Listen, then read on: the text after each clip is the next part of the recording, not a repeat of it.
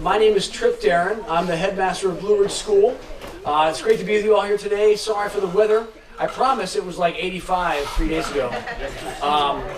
But if you're like me and you have some reactions to pollen, days like today are kind of nice and welcome. I haven't sneezed quite as much today. But yeah, today this town hall is meant to be, we're going to have some presentations about a few topics I'll describe in a second. And then we'll reserve, hopefully, a block of time at the end, really open-ended. You can speak, you can ask questions about things you've heard today, or just things that you want to ask us about that have no relationship to what we're talking about today. So we want this to be of value to you all as you come to know Blue Ridge School. So just quickly, and I'll ask my fellow presenters to say the same thing, but just a bit about my background. So I've been at Blue Ridge School for 18 years. My wife and I moved here after we were living abroad. We had no children at that time. That was 2006. We now have two. We have a daughter who is 16 and in 11th grade at a day school in Charlottesville. A few parents were asking me before the presentation today how I managed to have a 16-year-old daughter at an all-boys school. It isn't easy. As I said, we have a moat and some dragons around our house, she walks around campus with some bodyguards. No, she loves it here and regularly uses the weight room, has friendships with many of our boys. And then we also have a son who is 13 years old in 8th grade. He's at the same school as his sister. And he's been there 2 years, and when I said to him when he was joining the school in 7th grade, I said, "Hey Jake, listen, I want you to make friends at this new community. I want you to give yourself into this new community, and if you want to stay here when you get to high school, that's okay. I'm not going to force you to go to Blue Ridge." And he looked at me, he's like, "Dad, what are you talking about, man? I was born to go to Blue Ridge School." So, of course, my heart burst when I heard that, and I'm very, very happy that as long as Franklin and the admissions team allow him into the school, he will be joining the 9th grade ranks this fall. He's got very strong reference. Under a microscope. Yeah. Under his own microscope, that's true. Yeah, he's a passionate baseball player, and really excited to spark the Blue Ridge baseball team. But he also, it's funny, with that in mind, I think starting this fall, I don't know what I'll do with these town halls, because I'll want to speak a bit and then sit down, because I'm going to be a parent while I'll also be wanting to talk to some topics. But at any rate, today we're going to talk about kind of three things, two of which I think are really connected, and one is random. That's the thing I'll address at the end. But the things that are connected, I hope that you all have seen in this little short snippet of time that you got to kind of be part of our community this weekend, that Blue Ridge boys, by and large, are thriving in our community. Now, thriving, it's funny, I use that word purposely. It is not the rainbows and sunshine version of maybe thriving. It's not like every second of his life he's smiling and happy and experiencing something of success. Thriving, in my opinion, means some of that for sure, but also learning how to cope with tough things and learning the skills that you need as an adult to overcome hard stuff, but also kind of building the self-esteem and the self-confidence that comes from when you do overcome something difficult, something challenging. And we at Blue Ridge, that's a really important part of our mission. We're purposefully and almost on a constant basis putting individualized challenges in front of our boys. Part of it is because we're sadistic and we'd like to see our boys toil. No, I'm kidding. Please, don't take me seriously back there. No, really, it is because a huge part of our mission is trying to develop young men of character, right? Certainly they will, you've met our teachers, you've had teacher conferences, you've seen the amazing people that teach your sons English and history and math and science and foreign languages, but that's kind of half of the Blue Ridge education. The other half is having our boys on wherever they are individually on their path to becoming men of character, helping them grow and helping them to build self-confidence and self-esteem. So you'll hear from two people who are essentially involved in that process. First is Hans Hermansen to my direct left. Hans is the Dean of Character Education, and he's also an alumnus. So he'll speak, I think, more from the lens of Dean of Character Education about all of the ways in which we go about helping our boys individually develop into young men of character. And then to Hans's left is a new member of Team Barron. This is Cameron McDonald. He is the Blue Ridge School counselor. And an important part of developing self-esteem and self-confidence is mental health and wellness. And Cameron will speak to that alongside Blue Ridge School Counseling Services. And then, time allowing, I'll be the random part at the end. They're the main event. I'll speak at the end about the new Hall of Leaders. You may have seen the building kind of as you're facing Battle House to the right, that little stone cottage over there. That is a new building that showcases Blue Ridge School leadership programs and also celebrates noteworthy leaders among our alumni base. So I'll speak to that at the end if there's time. But thank you so much, and I'm going to turn it over to Hans Hermansen, Dean of Character Education.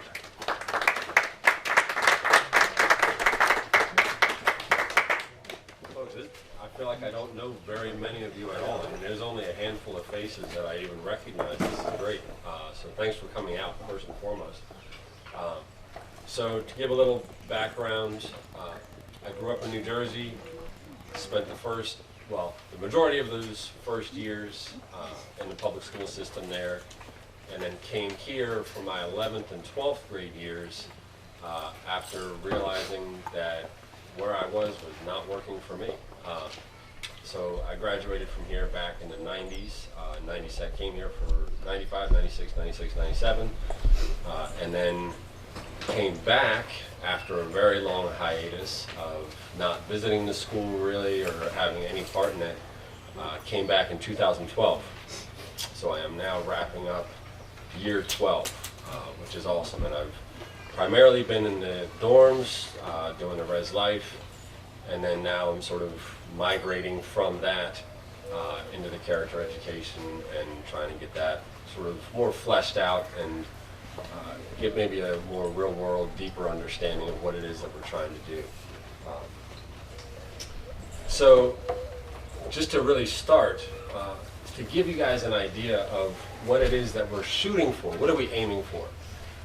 As an educational institution, Mr. Darren referenced yesterday, you got to walk around with your sons and go to the classes and what have you. Hopefully you took advantage of that. So we are an educational institution, without a doubt, and I think we do that very well. But in terms of character, it has to be more than just the education. So that education has to then bleed over into character development. So that's the leap that we're trying to make with the character education program. So how do we do that, right? It's this need to impress upon them that it's not just enough to have an education. The problem that I think a lot of times we run into is it's all about learning, and not about what's happening internally and how do I take that learning and make it meaningful into the community that I'm trying to live in. In my office, if you ever come by my office, which I welcome you to do, I have a quote that says, "Good judgment only comes from experience, and a lot of that comes from bad judgment." So, and I love that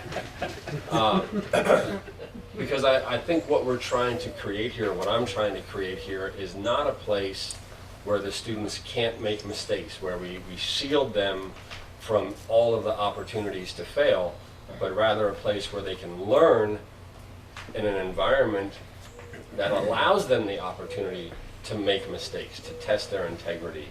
And then what is the process after that of reconciling them with whatever issue or faculty member or student that they've had this negative interaction with. So it really is a challenging process with the hopes of future growth. So what is character? What is, character as I define it? It's several things. It's really how an individual's intellect, their judgment, their behavior, all these different things are actually acted out. And these need to be influenced by an ethical compass which is what we're trying to instill in them, right? It's what is your north, so that they're not just floundering when it comes to these things like, how do I live out my emotions, right? That can go in any number of ways, but we're trying to narrow the bandwidth and the direction that they're able to harness and then use those emotions. On your seats, I passed out what is now the rewritten, what used to be known, if you're an older parent, you would know this as the Code of Conduct. We've changed that because I felt like conduct didn't really encapsulate what we were trying to go for. Because conduct really is something other. It's almost like, here's the stipulations of how you have to behave. What I'm going for, in some ways, is almost this abstract idea that then becomes lived traits, where you can actually see the abstract being acted out. So it has been changed, and I think they are meaningful changes.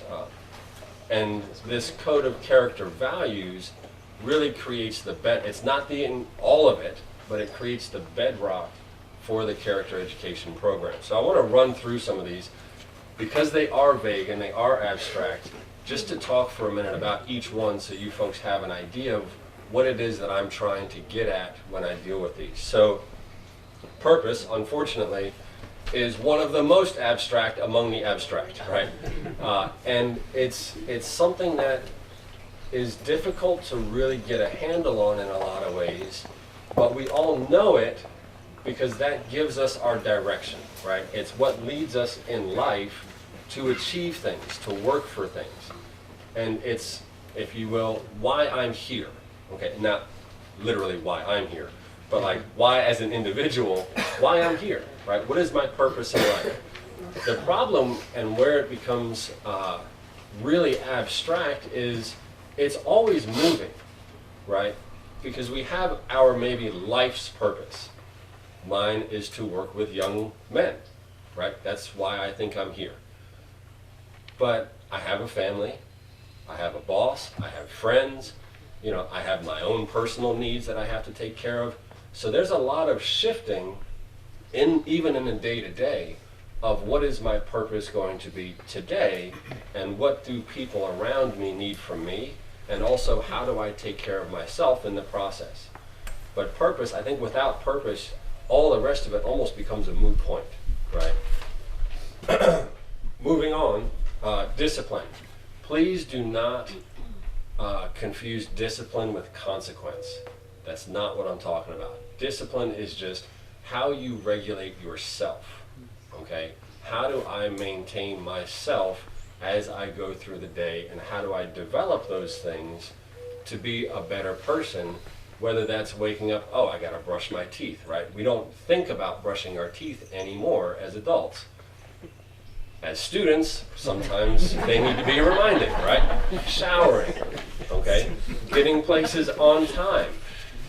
All of those things are part of the discipline process.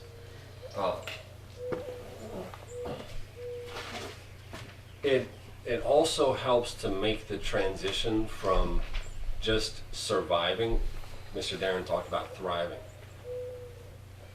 The leap from just surviving in a situation to then thriving in that situation, a lot of that goes back to how do I handle myself? Like, what are my own individual disciplinary processes that I go through?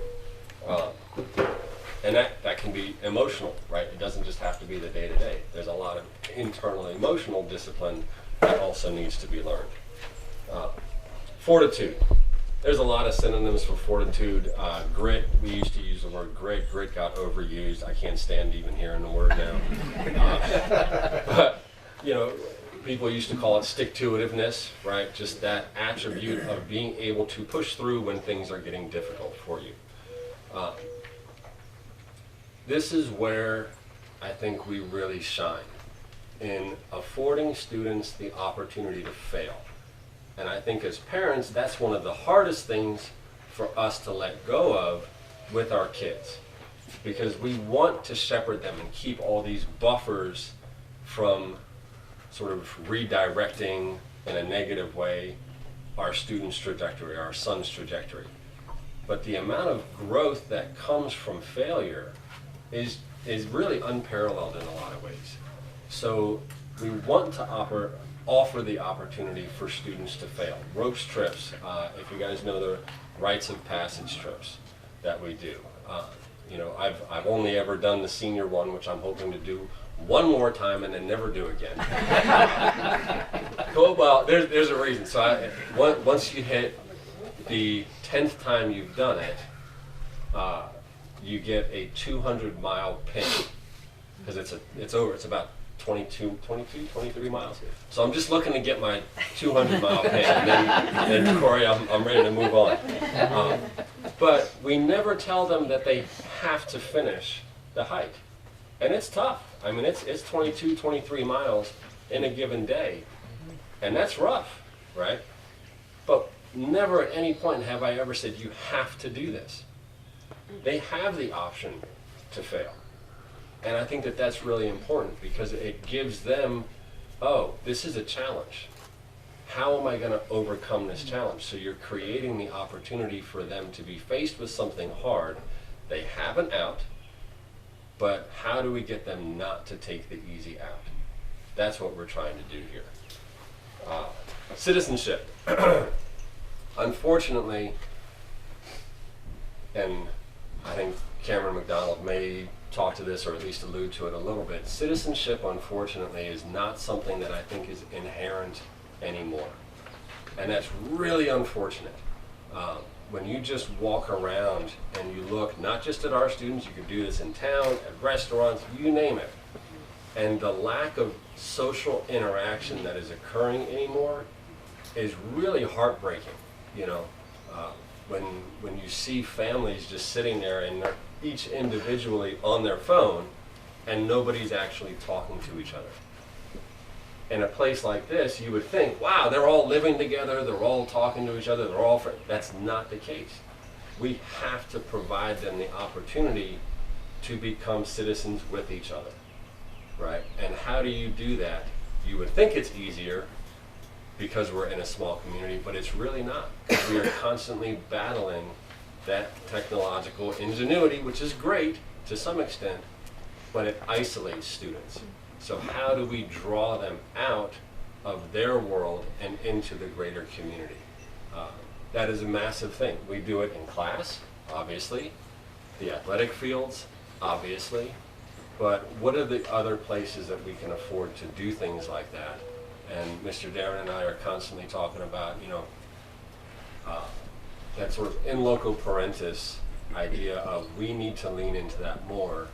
And what would you do, right? As parents, what would you do? How do you force the kid, we're going to eat dinner together, right? No phones at the dinner table kind of thing.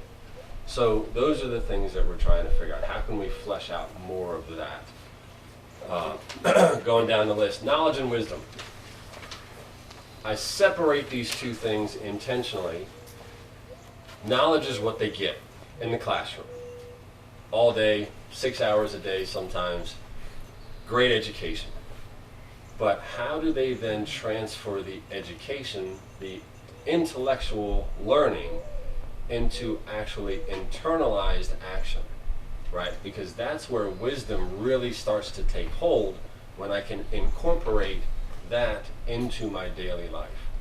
And we know those people when we see them, right? I mean, I've met people where it's like, wow, I could just listen to this guy talk because he is so internalized everything that he has learned that it's now just a part of who he is.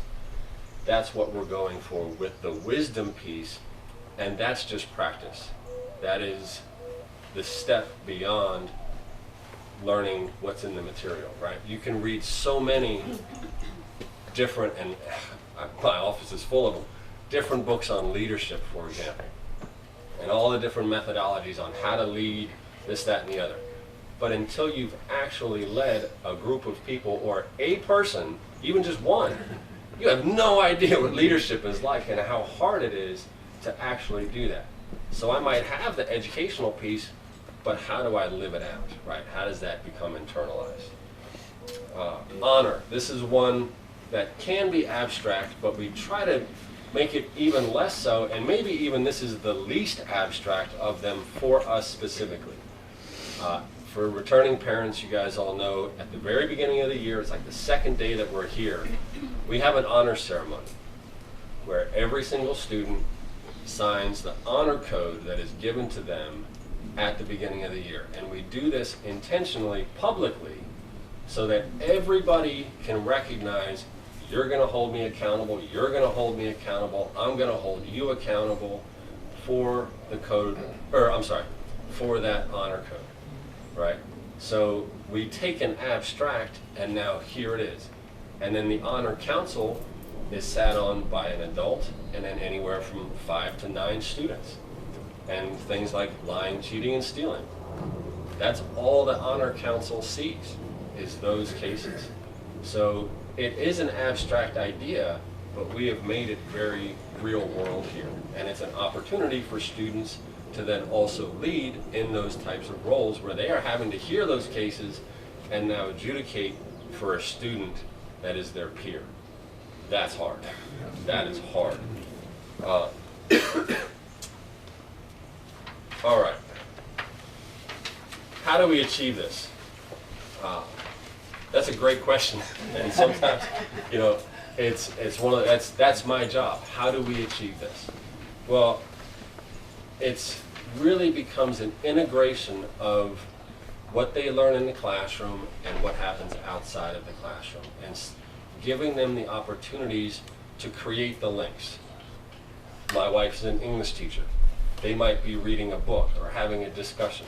Well, how does that translate to what happens on the basketball court, right? How can I take something that my basketball coach is teaching me about grit and stick-to-itiveness and apply that to maybe physics, where, man, I might be getting C's, I could be getting A's, but I'm just lazy, right? Or the materials, oh, it's challenging, it's hard. Yet guess what? If you can do it there, you can do it here, because the emotional connection is still the same. Our brain doesn't actually understand the difference between the two. Challenge is challenge. So those are the links that we're trying to create. Habit building. Habit building is key. I've said this many times before. I can follow a person around for a week, and I will know what is important to that person, because they will do what's important repeatedly. If you don't always do it, it's not important to you. It's just that simple. So getting these guys in those habits is how we can hammer home, and eventually, again, nothing against y'all's kids, they're teenage boys. If we don't bombard them all the time with the same messaging, it's not going to get in there. So it really comes down to, what do we do in the day-to-day? And hearing the same thing from every teacher and every coach and every administrator, eventually something's going to sink in, right, over time. And that's the piece that we really need to focus on.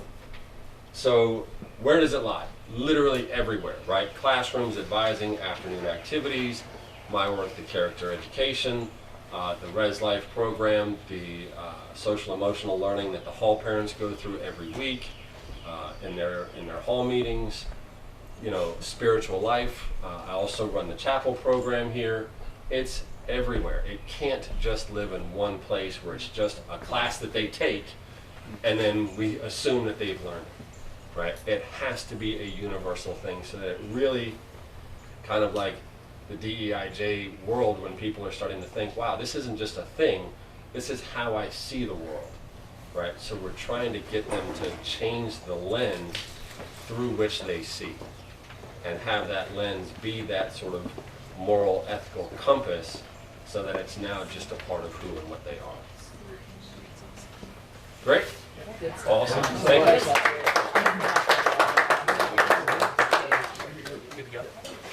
And folks, if I know some people have sons playing the lacrosse game, so, and it's senior night, senior day, so if you have to go, please do. Don't worry about us. Cameron McDonald's next. All right. Thanks, Cameron.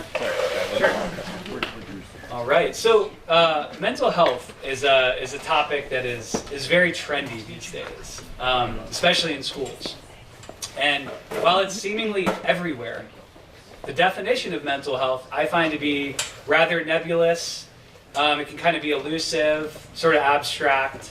So to help better frame Blue Ridge's approach to mental health or adjustment, I thought I'd use a definition that comes from one of my favorite psychologists, Erich Fromm, who in 1960 defined mental health as adjustment. I think this definition really captures the way we try to approach mental health at Blue Ridge. Broadly, we want to help students adjust to being here at Blue Ridge.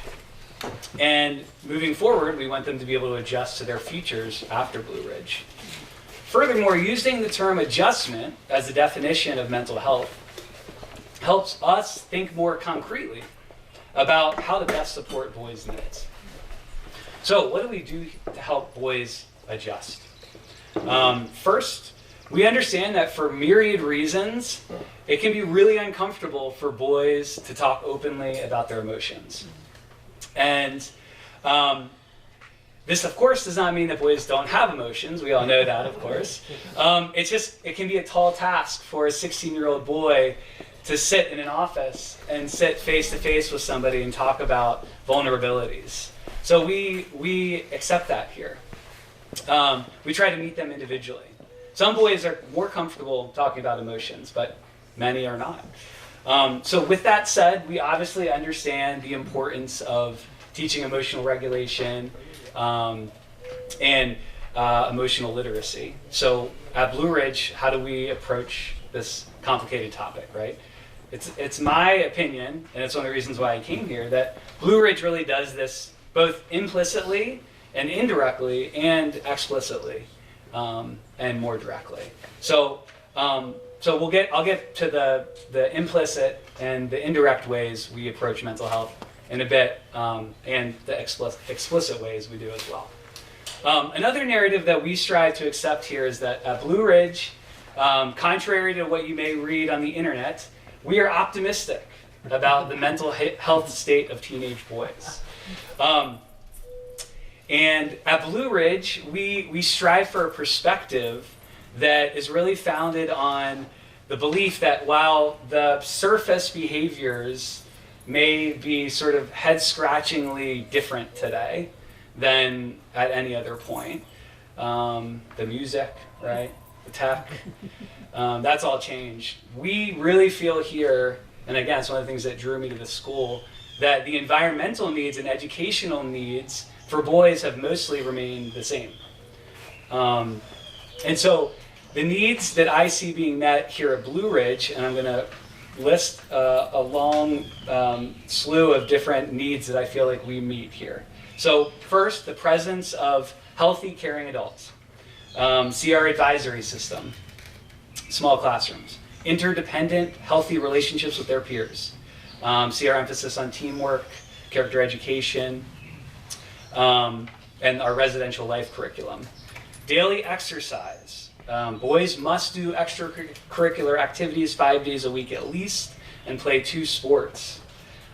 Exposure to and an appreciation of nature, which I think we can't have a conversation about mental health without recognizing that part of the curriculum here is honestly just being in this really beautiful space. An understanding of the importance of music and arts. I highly recommend going down to Mr. Welty's art room and just checking it out. It's incredible. Students have to take a music or an art to graduate, so that's a requirement. Hans touched on this, but we understand here the importance of rites of passages. So this is something that we value through our ropes curriculum. Sleep, 7 hours of sleep at least. So how do we approach that here? We cut off the Wi-Fi at night. So I once heard that the best therapy is actually a great teacher. And so we have passionate teachers here who embrace and model learning as a lifelong pursuit. The importance of a spiritual life. So see our chapel and our religious studies curriculum. I could go on and on. So again, at Blue Ridge in 2024, we agree the surface behavior is at times head-scratchingly shocking, right, and different. But we hold firm to this belief that underlying the needs the underlying needs, I should say, remain mostly the same. So if you want to feel even better about the state of mental health in boys at Blue Ridge, I would encourage you to spend a weekend here, which you guys are doing, and just watch the kids outdoors more than indoors. A couple weekends ago, I was on duty and it was warmer, and I was walking from the weight room back to the dorms, and there were at least 40 kids out on the water. And this was just spontaneous. It wasn't a scheduled event down at the water. They were canoeing, paddleboarding, fishing. It was really a sight to see in just the middle of the day. And go to study hall, you'll see kids not on their phones. Okay, this is every night, 7:30 to 9:15, no phones. And you'll, believe it or not, you'll see kids reading paper books, right? Expanding their perspectives, building their empathy. So it's 2024, and it would be naive of us to not address mental health in more explicit ways. So we do that here as well. In fact, that's why I'm here. That's kind of my job, right? So one of the things that I think really demonstrated Blue Ridge's commitment to health, mental health, wellness, was 2 weeks ago. We had a full day, a health and wellness day. And we had specialists come in for nutrition, CrossFit. We had a yoga instructor here. Apparently some of the boys are still sore from doing the yoga. So we have Saturday morning programming, right? And so I lead mental health programming for Saturday morning program. That often looks like a silent, tech-free hike up on the mountain. We might do some journaling in nature, paddling out on the pond. Elaine Alexander also puts together a lot of Saturday morning programming just around being more conscientious. So, for example, we have the One Love Project, which is to combat domestic abuse. In my opinion, that's definitively mental health. I also I teach an elective on health and wellness, and we do a lot of things there. The kids learn how to box. The kids learn how to do yoga. The kids meditate. They learn about nutrition, the dangers and science around substance abuse. We talk about developing healthy relationships with their peers, with those of the opposite gender. And we do a lot of self-discovery.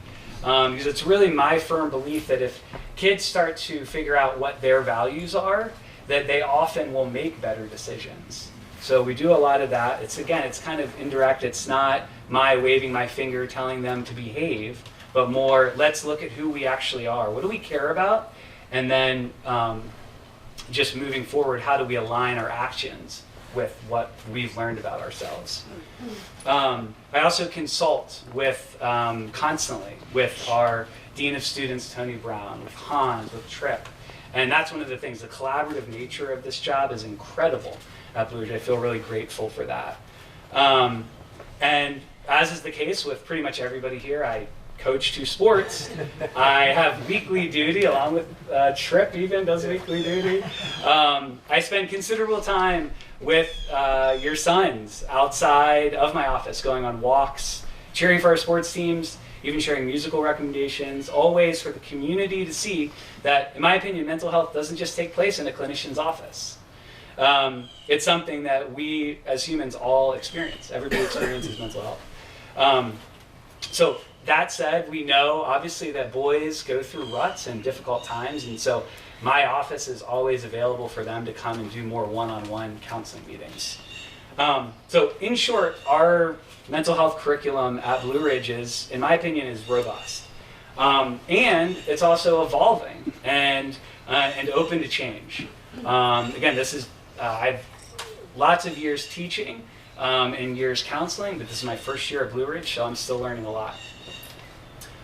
We try to not rest on our laurels. We definitely don't have it all figured out when it comes to mental health. That said, as a mental health professional, I am really grateful to be part of a community that feels that mental health should be in everything that we do, not siloed off from the rest of the school.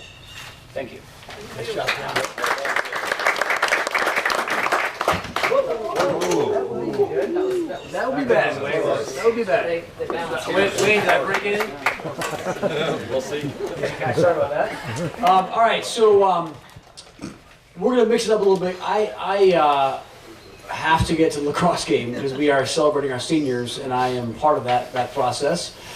So as I did when I took my sabbatical in November and December, I turned it over to my trusted right-hand man, Franklin Daniels, to be the acting headmaster at that point. Totally And he's going to do it again. As always. So let me get that to you if you want to use those. Awesome. Thank you, sir. That's right. Go Barons. Go Barons. Oh, and you have a game to win and some seniors to celebrate. And one other thing that Elaine made me make sure I mentioned was, unfortunately today we had a number of boys, maybe because they were nervous about singing in front of parents, but we had a number of boys who were supposed to be part of our musical performance at 1:30 decided to go home with their parents. And so our musical director said, I don't have enough musicians to carry forward with this performance, so that has been canceled. So with apologies, but there is the lacrosse game, and hopefully I will see you all down there. Thank you, Frank. Of course. Of course. Thanks. Sorry, Wayne. Very much. Wow, I need to have you follow me around everywhere. It's also a nice way of saying no one here is as tall as Hans is. So couple of quick comments, and then we'll open the floor to questions, which these guys will be really good at answering. Tripp wanted to close with a quick note about our new Hall of Leaders, and the Hall of Leaders is two things. It is a new highest honor that our school can give to our graduates or our closest friends, and it's also a physical space, which, as Tripp mentioned, is right down there. There was a wonderful little stone building that was a part of Battle House for a long time. A two-car garage and a woodshed, among other things, that is now a very nice finished gallery. And it will be a terrific space for adult time, for meetings, but it is also a nice place where we will, over now the longest period of time, honor members of this new hall. And the Hall of Leaders, basically, there's a lot of ways to say this, is a way that we will honor our graduates and our friends, as I mentioned, who have not only done great things to help the school and not only had great lives and set a great tone while they were students here, but have also gone on to have really amazing lives. To Hans' point, have gone on and had the well-rounded life that we hope our guys find and build and do. So, civic leaders, family men, lives that you can look at and say, we're really proud of them and that in all of the ways, not simply because they, pardon my being a tad crass, were born in the right spot or wrote a huge check or did all those things, which are really important, but are only a part of really setting the kind of tone that we hope we can get our boys started along a path of building. So it's a brand new thing. We've just honored our first 4 graduates, our first 4 members each year from now on, long after we, gentlemen. We hope to add 1 or 2 a year. And as parents, the point of all this is probably this, that we will induct the new members of our hall with the entire student body and faculty each March, each year, in a full Friday morning student gathering to where these wonderful people will, as much as possible, be here with our guys, and they will make comments. And so all of our current students will look on that stage, and we'll have this great little building back here as a subtle or maybe not so subtle example of what Blue Ridge boys can grow up to be, with a little focus and some values and care and all those things. So the hall is open if you're curious. The first plaques are up. There's a video there that if you skip the first 90 seconds, which is me talking, is really good. But it's another maybe not so subtle way that we hope to impress upon all our sons that what their lives can really be if they line them up the way Hans and Cameron and other really, really wise people encourage them to try and do. So with that, if you'd like to look, it's down there, and it will always be there. So, and every year we'll add a few more plaques of interesting people Of note, I'm often asked who some of our sort of most famous graduates are, and have I ever heard of anybody who came to your school, I get a big kick out of this every time. Probably our most famous graduate is Julian Van Winkle, class of '69, who is not a senator or a famous actor or any of those kinds of things. He is America's greatest whiskey maker. And of course, Julian led this first group in our hall, and there's a great video with some heartfelt things that he is talking about from his student days here, and what it meant to him, and what he has then taken what he learned and found here and turned into a fascinating life. So it's that kind of messaging. So with that, I think we can open the floor if there are any questions, especially for these two brilliant men. We'd be delighted to take those, and or encourage you to snack up and top off coffee and go watch Lax. So any questions or closing thoughts? All right, I think you guys are ready to move forward. Thanks for being here, as always. Again, please, if you want to do some carry out there, you're certainly welcome to. A tailgate at the field, if nothing else. And as always, thanks. Thanks. Thank you for that.